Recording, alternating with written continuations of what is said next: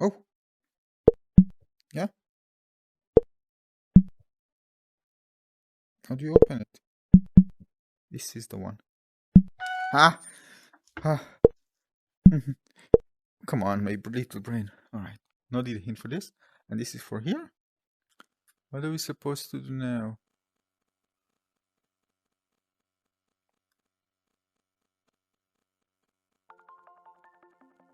Hello, everybody. Yeah, as you can see here, I was a bit struggling there. Well, this is Escape Room Bank Robbery Gone Wrong, or BRGW Escape Room for short. So yeah, basically you need to escape different rooms. Right now, there are 3 activities. The first one you start is the main one in a bank and need to get out. The other 2, which we unlock after you finish the first one. And there's also a speed run if you want to compete against your friends or other people, you know, from all around the world to see who can actually finish it faster. This option is available for you as well. Now, the developer mentioned, I'm going to just refer them as they, but it might be a single developer. They're going to add 2 more rooms by the end of 2022. So when you get the game, just expect more content added to the game as well.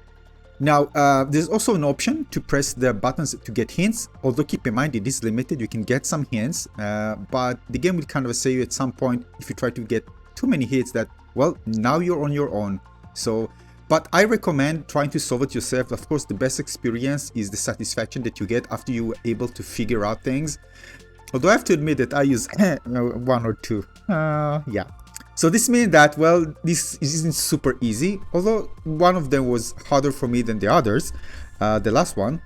And basically you interact. You can, by the way, point with your controller with the trigger button and then press the grip button in order to interact with objects from far and grab them, or you can just grab them with your hand if you are close to it. You're also going to find some notes that they give you some hints, and it's up to you to figure out, well, how to get out. And well, some of them are not easy and not straightforward. Some of them are. So in terms of difficulty, I would say that it's fair, not overwhelmingly difficult, but well, some of them I got stuck, I have to admit. Now, what I love about escape room games is some of the things can be very obvious, but you know, you make a mistake and then you ask yourself how I didn't figure this out before that. That's actually the fun part, because it's kind of a mirror to your own you know, ability to actually solve different puzzles and seeing things as they are or as they aren't. So when it comes to escape room games, I become more judgmental about myself. Anyway, the interaction are really simple. You can play this, by the way, free movement or just teleportation, locomotion. It's up to you. It's in the settings. You can also activate music, different soundtracks, or just have it without. Now, this is a hint. That's how it looks like when you generate it. And you can just grab it, by the way, and throw it. But basically, that's how it is. It just gives you a hint. It doesn't have to be something related to your next step. But in general, it's for the room you're actually trying to escape. Or several rooms, by the way. It can be an area with several rooms at the same place. This one. See, there's a square. So maybe this is the center. Oh, no, it's 3. This, well, little brain. I know what to do. This is the one. Ah. Come on, my little brain. Alright, no need a hint for this. And this is for here. Now, you know that you play a escape room game and you think that it's bugged because you can't solve it. There's no bug here. Actually, I've noticed one bug where the note that I actually need to do something actually fell underneath the 3D model, unfortunately, and I couldn't grab it. But that's the only thing that was actually an issue for me. But again, probably won't happen to you. Now, when it comes to visual, to be honest, I don't care. As long as the puzzles are entertaining, engaging, and fun, and I get the satisfaction when solving them, this is great for me. And I get it, by the way, when people ask me questions, or there's a trivia question, or a puzzle that is textual, I still get satisfaction when I was able to solve something. So again, for me, I don't care. It's not really something that is a thing. But again, the visuals can be better, but overall, it doesn't matter for this type of game, in my opinion.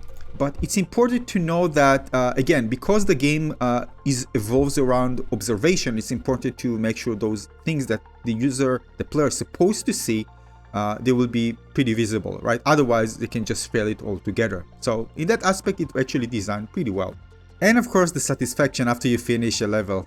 Now, another great thing that really the developer did very well is actually add some dynamics. So some of the solution, maybe the code, maybe some of the other things I won't mention here, can be different from one playthrough to another. All right, so it won't be like the same thing, which is actually a great idea, by the way, having this kind of variable solution for certain things. But again, it's more or less some things regarding colors, regarding numbers and stuff.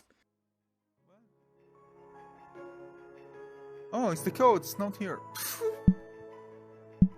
So these are the kind of awkward moment with yourself. Again, if a game is designed good and kind of try to trick you doing other things, it designed well. And there are some situations here where I thought something supposed to be something that I was pretty confident about, but eventually it just planted there just to confuse me.